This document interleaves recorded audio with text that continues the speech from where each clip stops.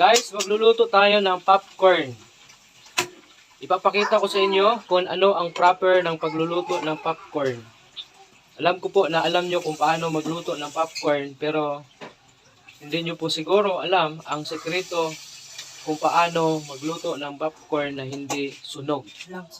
So una, siyempre, prepare the kawali, sindihan, tapos lagyan ng mantika.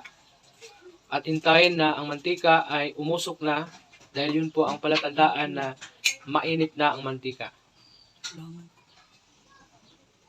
Pagka mainit na, lagyan ng 4 or 3 na piraso ng corn na lulutuin mo para maging popcorn. At hintayin na ito ay pumutok. Pagka ito ay pumutok na lahat,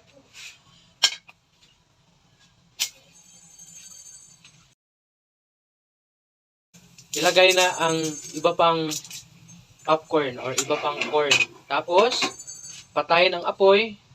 Tapos, hintayin hanggang 30 seconds. Kung may timer ka, mas mabuti. Pero kung wala, pwede lang na magbilang ng hanggang 30 seconds.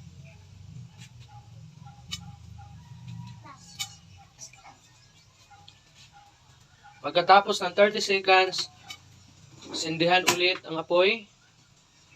Tapos, imikos-mikos. Imikos-mikos.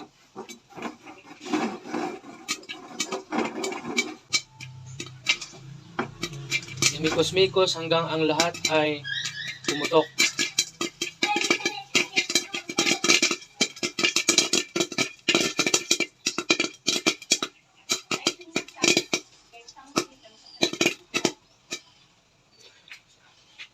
Papakita ko sa inyo kung may sunog ba sa ating popcorn.